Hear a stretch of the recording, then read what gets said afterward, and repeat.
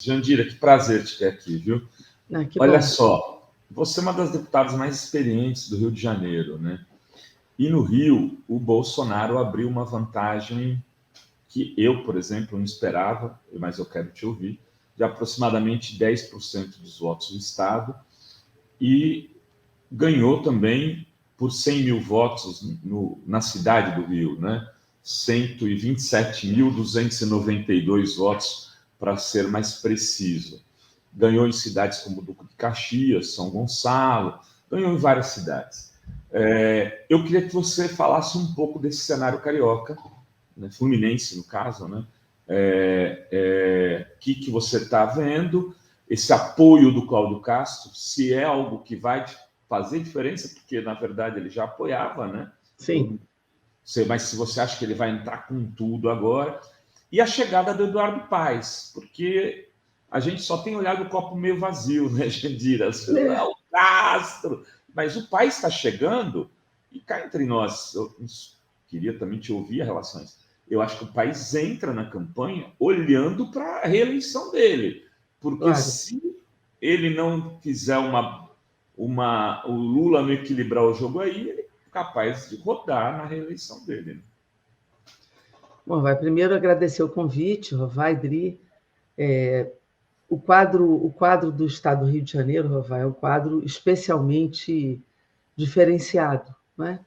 A gente já anunciava isso há algum tempo. É o estado onde nasceu o Bolsonaro e o bolsonarismo no país. O nosso esforço aqui era exatamente reduzir a diferença entre Bolsonaro e Lula, porque a gente já sabia da dificuldade, e a dificuldade ela se expressava. Nós achamos, inclusive, que o resultado não foi detectado na pesquisa, né? Essa expressão bolsonarista no final do pleito do primeiro turno, ela não foi detectada, né? Porque parece que os silenciosos eram os bolsonaristas, né? Na detecção das pesquisas. De qualquer maneira, é bom ver o seguinte: a diferença na capital foi menor do que eu esperava, né? Porque na capital, que é uma votação de milhões, você tem uma diferença de 170, 127 mil votos, é uma diferença pequena. O Lula ganhou na maioria das zonas eleitorais aqui. Bolsonaro ganhou em 16 e o Lula ganhou em 33 zonas eleitorais na cidade do Rio de Janeiro, né? E veja, nós temos aqui um quadro de grande ocupação das milícias, e as milícias têm uma vinculação grande com o bolsonarismo, e as principais igrejas neopentecostais, os grandes líderes evangélicos neopentecostais que apoiam o Bolsonaro, têm sede aqui. Isso tem uma influência muito grande no eleitorado do Estado do Rio de Janeiro. É muito forte isso. Veja que os próprios líderes evangélicos que apoiam, por exemplo, Lula, dizem isso. Nenhuma igreja neopentecostal se faz no Brasil sem passar pelo Rio de Janeiro. As sedes esses grandes conglomerados que juntam religião e poder político, eu não estou falando dos evangélicos em tese genericamente, não, porque eu respeito demais a liberdade religiosa, os evangélicos, os católicos, os budistas, os kardecistas, as religiões de matriz africana e quem não tem religião nenhuma também. Eu acho que a liberdade religiosa ela é fundamental para a vida, porque isso é uma opção individual. Mas os que fazem exatamente o oposto, que é juntar religião e poder político, e essas igrejas são criadas ou montadas visando o poder político, nenhuma delas deixou de ter sede no Rio de Janeiro em suas sedes principais. E esses grandes líderes têm sede aqui. A milícia tem uma grande ocupação territorial e intimida os eleitores, intimida as comunidades. Então, é natural, não é natural, mas é esperado que o resultado eleitoral pró-Bolsonaro aqui fosse muito forte. Isso, inclusive, dificultou a entrada, por exemplo, da campanha do Marcelo Freixo em muitos lugares. Em muitos lugares ele não conseguia nem ir, nem entrar, nem fazer campanha. Era uma campanha que ia pela comunicação e ponto, né? Então, a gente sabia que seria uma campanha muito difícil aqui. Por isso, eu acho que assim, uma certa diferença entre Bolsonaro e Lula aqui era esperada, né? mas ela, obviamente, se mostrou mais enraizada do que o estimado pela própria campanha que nós fizemos. De qualquer maneira, é bom a gente observar o seguinte: Lula obteve 40% dos votos, a diferença na capital foi pequena. Você realça um aspecto muito importante, que é a entrada do Eduardo Paes agora com força na campanha, e Eduardo tem força em regiões onde esses votos foram maiores para Bolsonaro. Por exemplo, na zona oeste do Rio de Janeiro, ele tem muita força. Isso significa que essa diferença pode ser superada, não é? Como alguns prefeitos da Baixada Fluminense estão entrando na campanha de Lula. Porque a grande sustentação agora do segundo turno é a ampliação, isso um foco importante da campanha, que é a ampliação, né, do apoio a Lula, e há uma ampliação pelos outros prefeitos que estão entrando, como o prefeito de Niterói, onde o Lula já ganhou, mas vai ampliar sua votação, porque não esqueçam que a abstenção do Estado do Rio de Janeiro foi uma das maiores do país. Brasil. Então, além da ampliação, a redução da abstenção é muito importante, como a ampliação da rejeição a Bolsonaro, a gente conseguindo desnudar mais o que é Bolsonaro e o risco da sua eleição, como apresentar propostas muito concretas ao povo, e eu digo ao povo, povão mesmo, propostas nítidas, concretas, objetivas e simples à sociedade, entrando muito pesadamente nos bairros e nos territórios, a partir não apenas de nós, mas desses aliados que entraram agora nessa campanha. Então, entra com força. O Eduardo Paes já tinha entrado no primeiro turno, mas entrou no final. Então, ele entrando agora no segundo turno. Ele entrou sem fazer força, né? Então, entrou no final, né? Entrou no final, entrou muito simbolicamente. Agora ele entra para valer, entra os deputados que se elegeram, entra os vereadores dele, ele entra com os instrumentos que ele tem para entrar, entra o prefeito de Niterói com força e o Rodrigo Neves, entra o prefeito da Baixada, entra o vereador. Explicar isso, né? Porque o Rodrigo Neves é do PDT e ele não podia fazer campanha para o Lula. E assim, ele ficou amarrado. Por isso, exatamente. Ele queria, mas foi voto vencido. Ele tentou fazer Rodrigo Lula e não conseguiu, foi bloqueado. Então, agora ele vai entrar com força, né, para o Lula. O Ciro e a Tebet tiveram no Rio quase 700 mil votos, e a diferença entre Lula e Ciro foi de 1 milhão. Então, se a gente pega uma boa parcela desses votos, isso também tem uma grande diferença nessa eleição. Então, eu acredito que no Rio de Janeiro essa diferença, porque o Cláudio Castro já fazia. Então, isso, a chance de se ampliar é muito pequena, porque já existe a campanha Cláudio Bolsonaro desde o primeiro turno. Então, quem tem chance de ampliação somos nós, né, para comer essa diferença e ampliar. Além disso, papai, eu penso assim, é muito difícil que o Bolsonaro consiga virar essa diferença. Lula já ganhou com 6 milhões de diferença no primeiro turno, já ampliou pelo IPEC, mais 2,5% à frente, com o Bolsonaro estacionado onde está. E é muito difícil que alguém que terminou o segundo turno com esta diferença consiga reverter no segundo turno, até porque a tendência de redução de abstenção é para o Lula. Então, eu penso, sinceramente, que a perspectiva de vitória nossa é muito maior do que a virada de um Bolsonaro no segundo turno. Eu entro no segundo turno animada, eu sou que nem o Ariano Suassuna, eu sou uma esperançosa realista. Eu estou com o pé no chão. Nós aqui já temos feito, desde segunda-feira, depois do domingo, reuniões e agendas. Nós temos uma agenda pesada de hoje até domingo, já completamente completa, cheia, enorme, imensa, né, de rua, grandes mobilizações de rua que nós vamos fazer. O nosso trabalho de ampliação aqui está bastante construído e bem feito. Então, eu penso assim que nós vamos, no Rio de Janeiro, ampliar a votação de Lula bastante.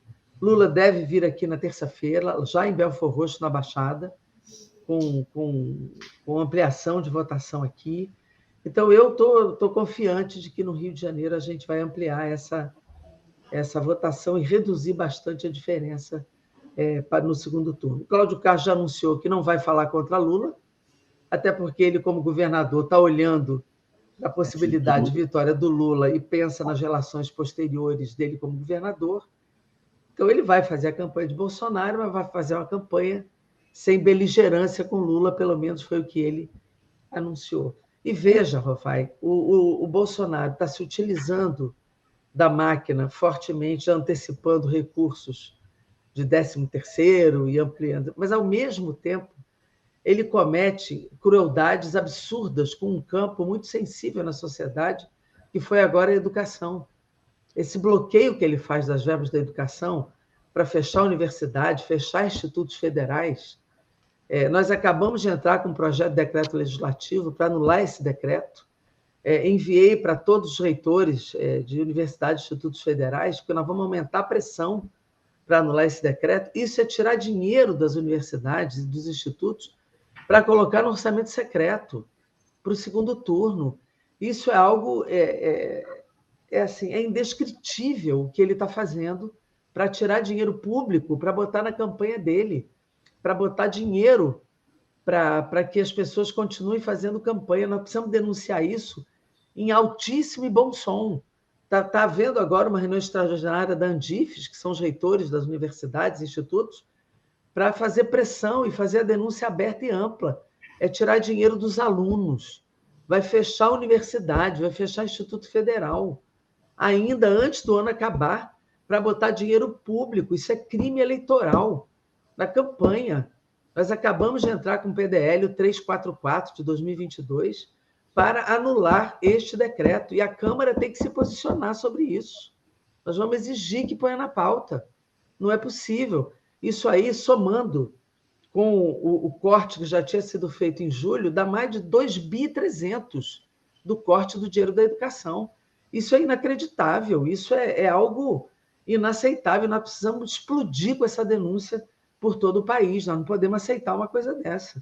Isso vai fechar a universidade e fechar os institutos federais antes do ano acabar, para favorecer eleitoralmente o Bolsonaro. Nós não podemos aceitar isso. Muito bem.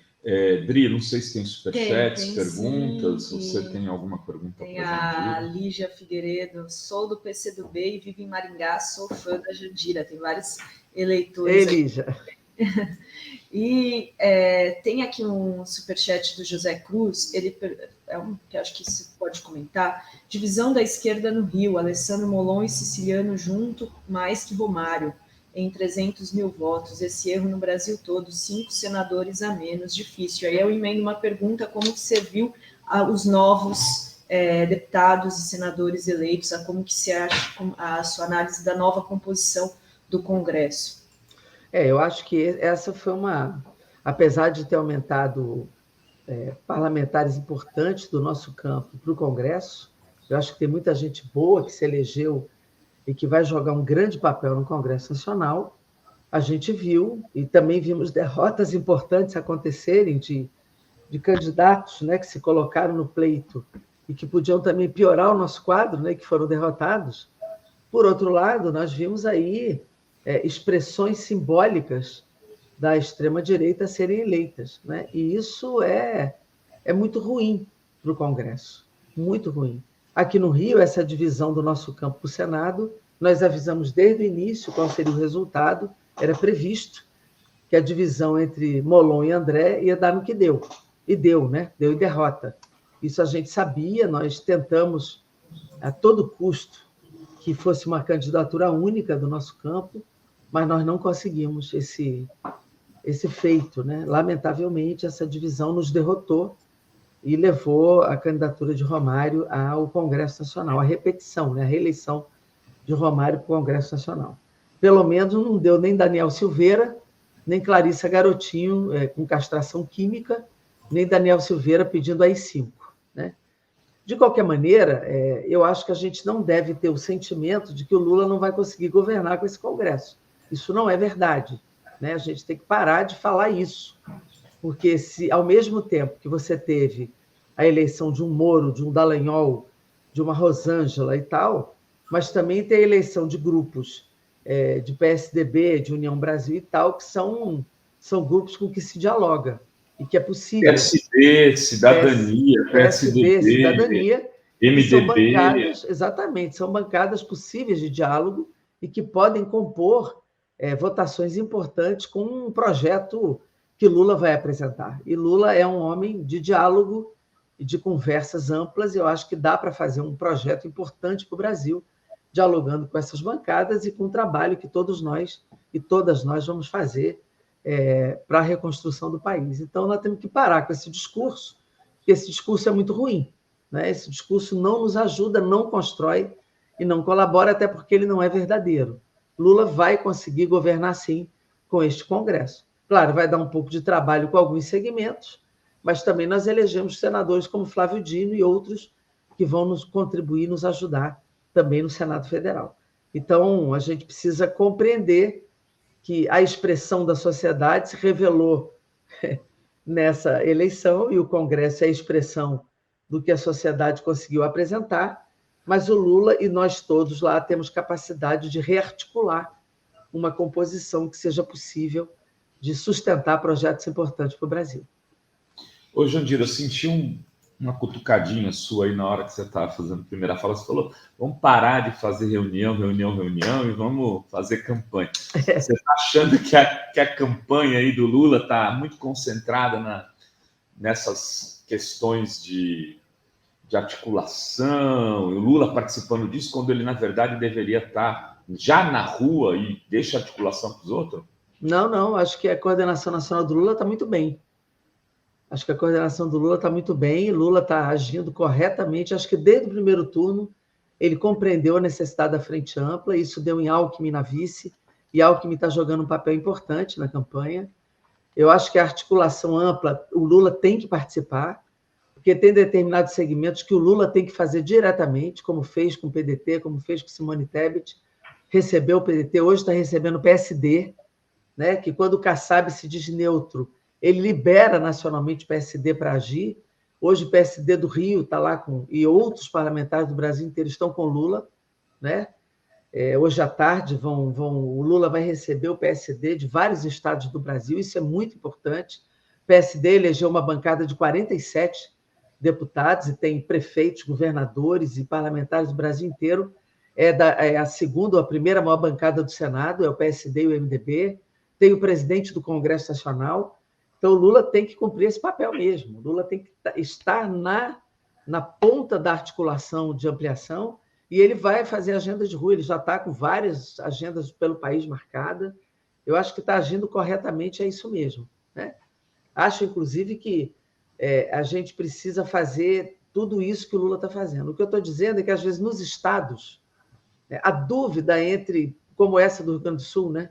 O que fazer, o que não fazer, e às vezes as pessoas demoram um pouco a tomar decisões nos estados, no campo da ampliação, e não pode, porque a batalha se dá dentro das cidades, se dá dentro dos estados.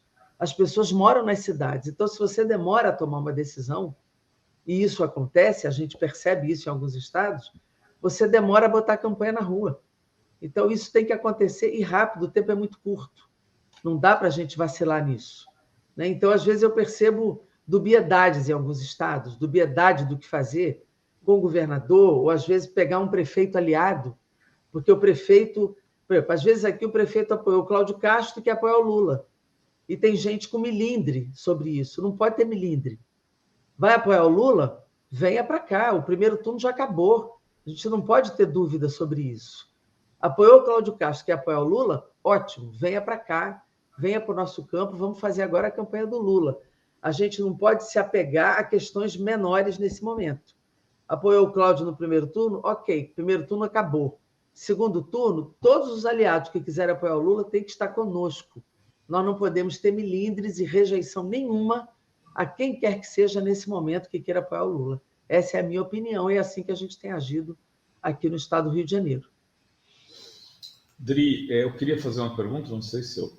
Deixa eu só ler um comentário aqui do Zé Barbosa, o pastor Zé Barbosa, que ontem até esteve conosco aqui. Ele diz: se tem uma coisa que não me arrependo nos anos que morei no Rio, foi ter dado meu voto algumas vezes para a Jandira. Que mulher fantástica. Obrigada, Zé. Pode fazer, vai. Eu queria que você fizesse um balanço da eleição para o PCdoB. Agora, vocês estão na federação, né? Sim. Mas tem um partido ali, não é? Sim, sim. E o que aconteceu? Felizmente, Orlando ficou na primeira suplência aqui, um deputado importante de São Paulo. Acho que vocês perderam também, se eu não me engano, no Acre, né? A Perpétua.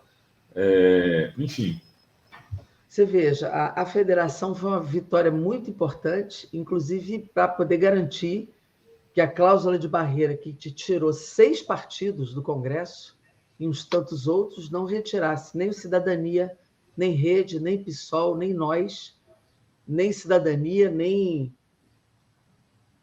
outro. Eu estou na cabeça agora. PV do Congresso. Né? Rede. Então, Rede, PSOL, Cidadania, Nós, PV, todos esses foram garantidos pela federação. Então, foi uma vitória importante para a liberdade de organização partidária e a manutenção institucional desses partidos. Então, a federação foi uma vitória decisiva para esse conjunto de partidos que são programáticos, são ideológicos, executam trabalhos importantes na vida social, nos movimentos sociais, na luta política brasileira. Por outro lado, aconteceram alguns desastres que a gente precisa contar. Por exemplo, no Acre, a Perpétua teve 4% dos votos do Acre e a federação não fez o quociente. Então, ela foi a mais votada, mas acabou não vindo porque a federação como um todo não fez o quociente para eleger um. Então, nós perdemos a Perpétua, apesar de ser a deputada mais votada da federação, com essa enormidade de votos. Né? Então, houve um esvaziamento da chapa dos partidos que compuseram e ela acabou não conseguindo vir. Marcivânia, no Amapá, também foi a mais votada, teve uma enormidade de votos, mas o conjunto da federação não fez o quociente. Então, nós perdemos a Marcivânia, sendo a deputada mais votada da federação no Amapá. E das mais votadas do Estado inteiro. Né? Mas a federação não atingiu o quociente. Então, nós perdemos 2 deputadas importantíssimas na bancada por conta do quociente não feito na federação. O Orlando subiu enormemente a votação dele. O Orlando já tinha 70 mil votos na outra, fez 108 mil votos agora e ficou na primeira suplência. Porque eu acho que a onda Lula descarregou muito voto no PT. Né? O PCdoB não ficou na onda, né? Ficou no 13. E ele, apesar de tudo, ficou na primeira suplência. Mas eu acredito que é bem possível que ele assuma o mandato um pouco mais à frente. Né? O Lula ganhando a eleição. Eu acho que ele assume. Nós ficamos assim com 6 deputados e 5 primeiros suplentes, né? com vitórias importantes nesses estados. Então, eu acredito que a gente pode chegar rapidamente a 9 deputados na bancada, né? Podendo chegar a 11. Então, eu acredito que a nossa bancada rapidamente possa crescer no exercício aí do nosso mandato. Mas essas 2 que foram as mais... A Vanessa ficou a segunda mais votada da federação e a federação só fez 1. Né? Então, Vanessa teve uma votação também expressiva e não viu. Você veja, Marcelo Ramos ficou como primeiro suplente no Amazonas. No Amazonas só elege 8. Olha que o Marcelo Ramos foi um deputado, foi vice-presidente do Congresso, teve uma imensa votação na primeira e dessa vez ele ficou como primeiro suplente. Então, essa eleição teve surpresas incríveis, né? nessa reta final. Mas nós podemos chegar rapidamente a 9 deputados, né? E podendo chegar a 11. E, lamentavelmente, essas 2 mais votadas aí dos seus estados, nós não conseguimos o quociente na federação e perdemos mesmo a Marcivânia e a Perpétua. Mas foram resultados individuais, como o PCdoB, muito expressivos. E na federação nós não conseguimos o quociente. Mas faz parte, né?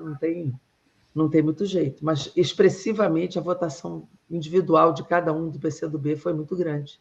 E isso é uma expressão importante aí do nosso trabalho. Muito bem, Dri. Tem aqui alguns comentários, tem mais eleitoras aqui. A Lúcia Simão diz que foi no supermercado, comprou o básico do básico, gastou R$620, para mostrar como está tudo muito caro. Tem aqui, peraí que eu perdi, aqui, Daniela Ferreira Nunes. Jandira Molon tinha chance de ganhar de fato, Siciliano fez campanha para Castro. Em Paracambi, Castro e Bolsonaro venceram. Ela dialoga.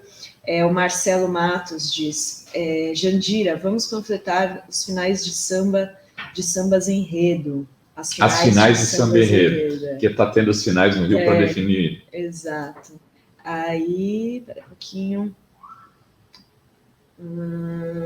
Lígia Figueiredo manda aqui um super sticker. Muito obrigada. Anderson Gonçalves, o que vocês acham do Bolsominion mentir para pesquisas? E eu queria até perguntar sobre pesquisas que, inclusive, a gente trouxe aqui para a chamada no nosso programa, que saíram as 2 primeiras do segundo turno.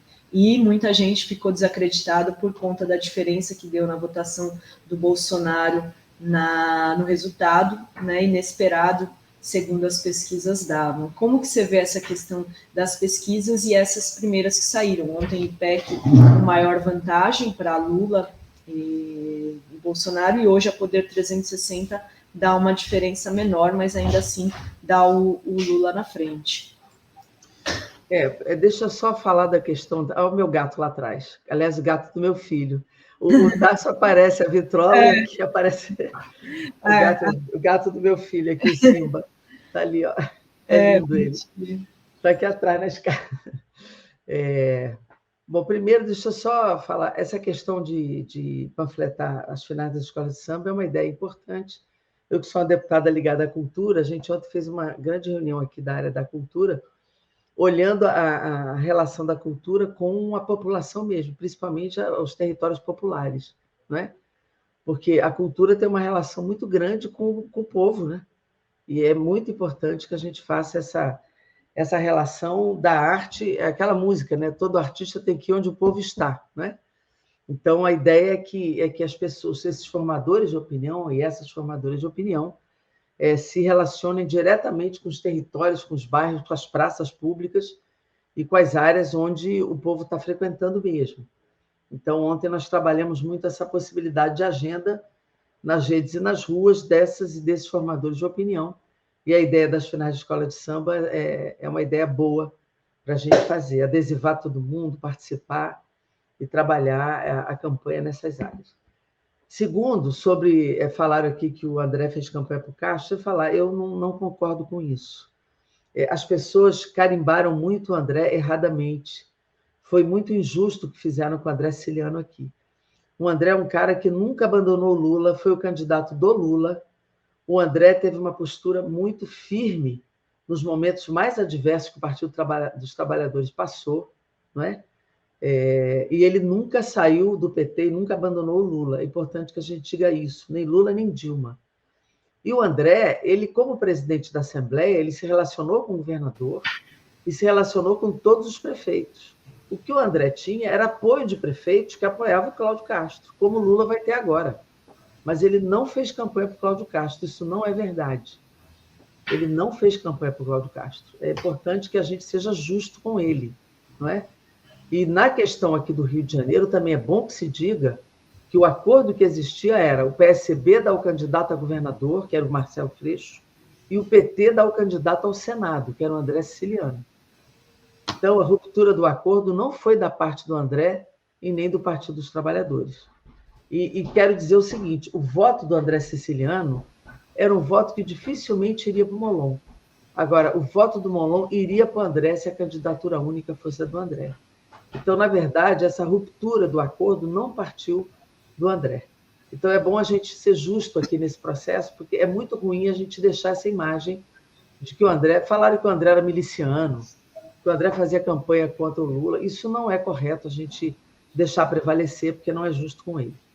Em relação às pesquisas, é bom a gente ter um pouco de cautela. Quer dizer, pesquisas sempre erraram muito e, às vezes, acertaram também, né? Eu tinha um projeto, inclusive, que não deveria ter pesquisa 15 dias antes da eleição, pela influência que elas exercem sobre o voto do eleitor, né? Mas esse projeto nunca andou e depois eu fiquei reavaliando, porque, de alguma forma, você também bloqueia a liberdade do eleitor saber como é que a vida está, né? Então, hoje é uma coisa polêmica essa questão de não ter pesquisa, é uma coisa que a gente precisa reavaliar a nossa opinião. De qualquer maneira, a pesquisa não detectou o voto silencioso aí dos bolsonaristas. De fato, não detectou. Já há uma posição no Congresso Nacional, por parte, inclusive, me parece, o Arthur Lira divulgou isso, de que ele iria fazer um projeto, uma CPI das pesquisas. Pô, tem que ter muito cuidado com isso. Daqui a pouco a gente vai botar como réu os institutos de pesquisa. Não dá para a gente entrar nessa onda. Temos que ter cuidado com isso. Não vamos entrar na onda agora de punir as empresas de pesquisa, né? Então, a gente precisa ver o seguinte: o Lula foi bem detectado, deu um acerto importante nos 48,5% aí do Lula. Agora, o voto bolsonarista não foi detectado, né? A raiva de quem é bolsonarista foi exatamente isso, né? É porque o Lula foi bem detectado e o Bolsonaro ficou atrás nas pesquisas. O resultado final é que, de fato, o Bolsonaro ficou atrás, só que ficou num percentual maior do que a pesquisa detectou. Isso pode acontecer, né? Então, é difícil, talvez os institutos de pesquisa consigam explicar melhor do que nós isso, né? A interpretação que se deu é que os bolsonaristas foram eleitores silenciosos, que não quiseram expressar o seu voto. É isso mesmo? Então, os especialistas aí precisam responder. Eu não consigo responder melhor a isso, mas os institutos de pesquisa devem explicar isso. Muito bem, Jandira. Estamos chegando ao final da sua participação. O presidente do PDT, Carlos Lupe, já está aqui conosco. Eu queria te dar... Primeiro, talvez tenha perguntas aí para a Adri te repassar, e aí você também faz a sua fala final. Tem aqui o Rafael Viseu. Querida Jandira, sou muito seu fã. Eu e minha esposa somos muito amigos da Terezinha Braga, esposa do Inácio Arruda. Meu sonho é um dia te conhecer e poder te dar um abraço. Grande admiração. O Inácio Arruda é outro que ficou por um tico, né? Primeiro suplente no Ceará. Primeiro suplente no estado do Ceará. Esse é um que nós podemos ter brevemente na bancada, né? Terezinha é médica, esposa do Inácio, é uma grande médica, uma grande figura, militante nossa também do partido. Inácio também um grande quadro, foi secretário de Ciência e Tecnologia do estado do Ceará, ficou como primeiro suplente. Esse é um, com a vitória lá do Emanuel em primeiro turno. Esse é um que pode rapidamente vir para a nossa bancada. Eu espero que isso aconteça. Inácio foi senador, foi inclusive o que aprovou o projeto de devolução do mandato para o Luiz Carlos Prestes, né, no Senado. E esse é um, foi líder da nossa bancada, que se vier para a nossa bancada vai agregar muito para nós no Brasil, né? E eu quero deixar aqui um abraço para o Carlos Lupe. Lupe rapidamente contribuiu para que o PDT tomasse a decisão de apoio ao Lula no segundo turno. O Lupe foi ministro do Trabalho, né, do governo, dos nossos governos. E eu quero deixar aqui, Rovai, por final, o seguinte: primeira mensagem, agradecer essa reeleição do meu mandato. Eu espero, sinceramente, que eu consiga corresponder mais uma vez a essa confiança do povo do Estado do Rio de Janeiro de me dar um 9º mandato, né? São 8 mandatos federais e um estadual, então agora é o 9º mandato que eu vou para o Congresso e eu espero corresponder a essa absoluta confiança, né, que o povo me dá, e acho que nós vamos precisar, de fato, de muita luta para reconstruir esse país tão destruído por esse atual governo, destruído em todos os sentidos, né? Inclusive nessa guerra cultural de valores, né? De valores de solidariedade, de valorizar a vida e de valorizar esse coletivo, esse grande coletivo que é uma nação chamada Brasil, e que põe o povo faminto, desempregado, e com uma pandemia que foi tão maltratada que levou à morte de tantas pessoas, inclusive no deboche, né? Mas eu tenho muita certeza e muita convicção de que nós vamos ganhar, né? Nós temos que sair para esse segundo turno com muita energia, com muita animação, com altíssimo astral e com alegria. Campanha se faz com alegria, com convicção de vitória, com muita mobilização, com muita ampliação, com o espírito desarmado, no sentido de fazer Luiz Inácio Lula da Silva presidente do Brasil mais uma vez. E que venham os novos aliados, que venham as pessoas que acreditam nesse povo, que acreditam no Brasil, que acreditam no novo momento da nossa história. Um beijo para você, Rovai, um beijo, Dri. Tudo de bom para vocês, vamos nos encontrar. Oi. Antes de você sair, o João Pedro, autista dos desenhos... o João, nosso querido João. Ele está dizendo o seguinte: bom dia, minha querida amiga Jandira. Tive a honra de ter feito um desenho em homenagem a você. É verdade. Amo muito você, tenho a alegria de ter amizade com você e de ser seu amigo. E obrigado por você sempre lutar pela cultura brasileira e continue. Eu tenho a alegria de estar ajudando o pessoal da cultura na luta e juro que vou lutar pela cultura junto com meu amigo Márcio Tavares, que é secretário de Cultura Nacional do PT. Fica a mensagem aqui, nosso queridíssimo João João Pedro. É um querido, ele fez um desenho para mim, eu troco mensagem com ele no WhatsApp também. É um querido, João, muito, muito amor para você, viu? E continue assim, firme e ajudando a dar essa referência tão positiva para os autistas brasileiros. Um beijo. Valeu, Obrigada, Jandira. Jandira. Obrigada, Tchau, tchau. viu? Beijo, tchau.